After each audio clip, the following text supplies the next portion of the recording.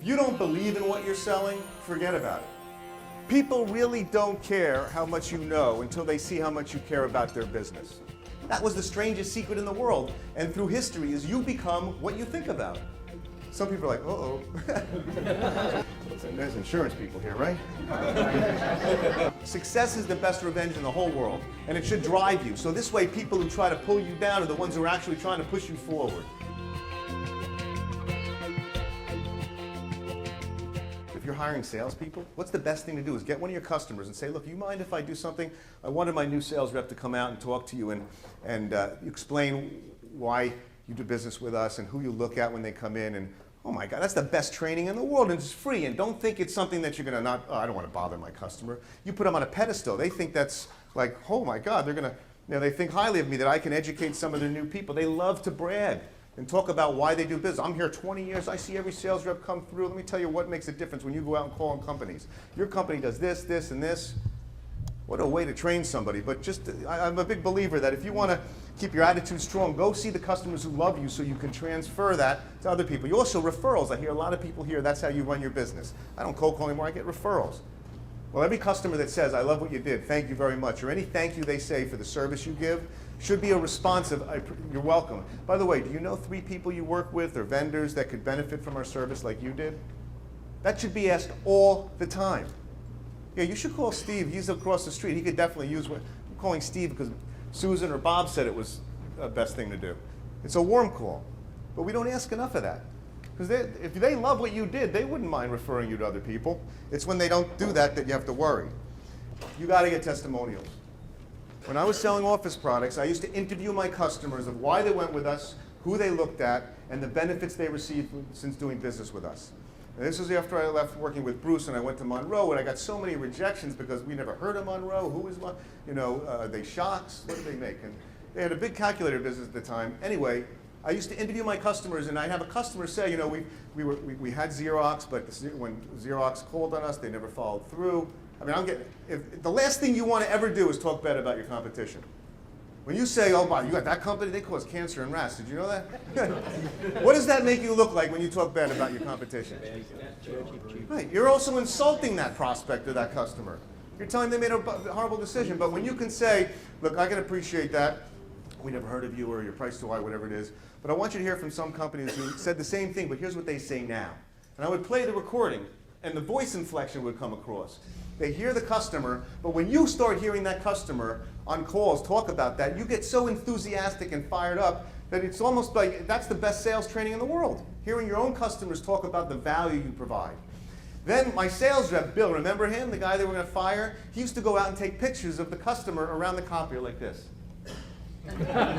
Around the copier after they got it. He'd take it, send it, frame it, and say thanks for your business. And he'd put it up in the demo room. And when somebody says, well, we're thinking of going with somebody else, or we're looking at so-and-so, and he would take this thing and it would unfold. He'd go, really? Okay, hold on. You know what? Here's a lot of customers who look at the same companies you're looking at. Call any of them. And I want you to ask him this question. And this is what he did really well, because when he started to sell inside, like before, the business couldn't get into him, right? And now the business was inside him. He was fired up with it. He'd look him in the eye and say, I tell you what, call any one of these people and ask them, what was it like after the sale? That's what I want you to ask them. Because I could tell you how great the product is, but ask any one of them. And people, oh, I know so-and-so, because they'd start, picture paints 1,000 words. They'd start recognizing people. Nobody ever listened themselves out of a sale. Nobody. I don't like that. He listens too much. He really understands me. When you meet a customer, you should be listening 70, 80% of the time on that first call, asking them questions, getting them to open up, because that's where you make a connection.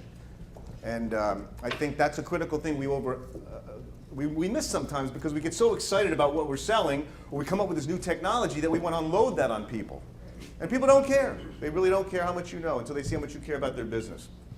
Service, what does service mean? Service, and just repeat it, and they'll expand on it. Well, and then they'll go into detail, and you might pick specific words, and they keep expanding and elaborating. You're getting underneath the surface where most sales reps just skim off the top and present. They're so focused on presenting, they forget about the iceberg where the key stuff is underneath, the strength of your presentation. Because when you present the idea for a solution, you're going to say, you know, you mentioned this and this is really key to you, and here's how we're going to tie that together. Because now you did your homework, so the presentation is like a missile. It's not something you're shotgun approach. You're focused on what their needs are. The worst thing you can do is that's what happens. It's like Taekwondo, when you block somebody, you hit them, but you could break your arm too. In Aikido, they come at you with a strike, just step aside, and you have all that energy to work with. And it's, when an objection's coming at you, listen to it, ask a question, throw it back to them. It's too big to handle. Well, why do you feel it? Price is too high. I would right away say, well, why do you feel that way? Price? You could do parroting there. Yeah, well, then they'll expand on why. Maybe their vision of it isn't what you thought. But I can appreciate that. Here's feel, felt, found. A lot of my customers felt the same way. They felt that their prices were a little high, but when they found out the value we added and the return on investment they got after doing business with us for 6 months and a year, they were amazed. And I'd love to see if we can do the same for you. I'll be around on Tuesday and Friday, which is better for you. Public speaking is more on top of fear, the reason, than death. That means at a funeral, people would rather be in the casket than giving the eulogy. I thought Barry was very original, down to earth. His stories were very real and very understandable. His information was very tangible in that I could take this home and I could use it with my patients in my practice and in my personal life. I thought he was excellent, very dynamic, very interesting. Clearly brings a lot of experience to what he's talking about. I thought he was very relatable. I liked his stories that are his own experiences. Very enjoyable to listen to. I thought it was excellent. Barry gave down-to-earth, real-life accounts of sales techniques that people overlook by trying to be somebody they're not. The hour and a half went by like 10 minutes.